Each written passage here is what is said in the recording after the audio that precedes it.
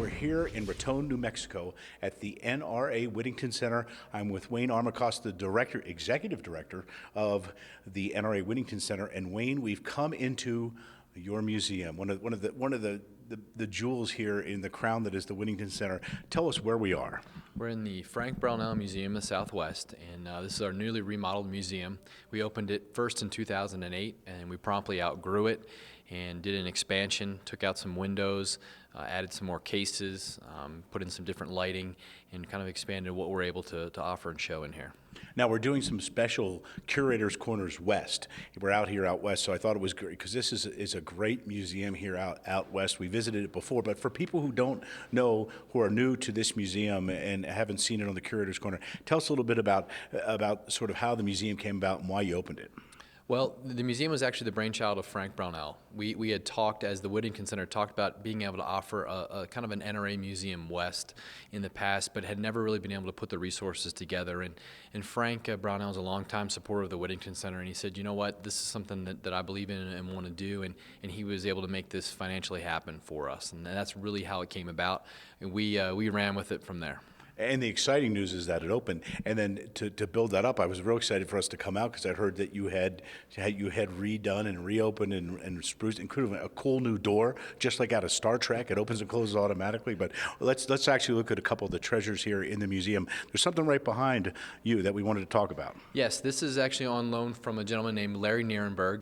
This is a Winchester 1866. It was believed to have been lost at the Battle of Little Bighorn and then recovered at Wounded Knee. And if you actually pull the buttstock off, you will see stamped on the tang Wounded Knee and the date of 1890. It's a really incredible piece. This gentleman, Larry Nierenberg, has spent 14 years researching this gun, and it is very, very probable and likely that this gun is just an incredible piece of American history, was lost at the Battle of Little Bighorn and then recovered at Wounded Knee.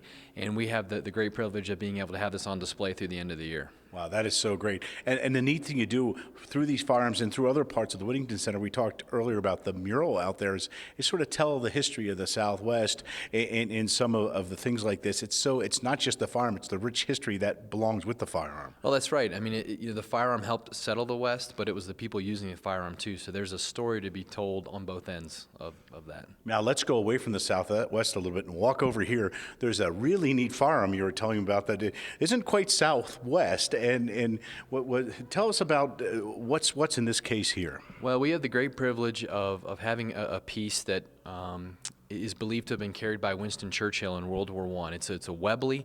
It's a very early gun. The holster and the cartridge box was actually believed to have been used in the trenches by Winston Churchill and carried by him when he left to go back to England. He was an officer. When he left this firearm with one of his aides.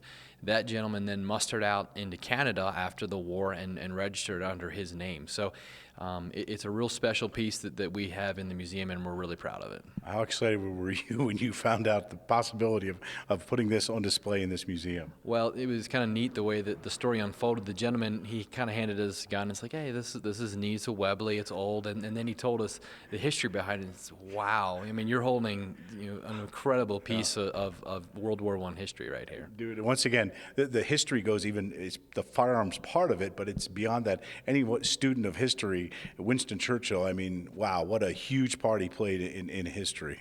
Oh yeah, Winston Churchill, I mean, he's best known obviously for his role in World War II, but he got his boots wet, his feet wet, so to speak, in World War I, and to be able to have a piece of that history and something attached to him is very incredible. Well, Wayne, this is great. Thanks for this. We've got one more under our belt here, another segment here at the Frank Brownell Museum of the Southwest here at the NRA Whittington Center. I'm with Wayne Armacost, the Executive Director of the Whittington Center. Wayne, how can people get more information about the Whittington Center?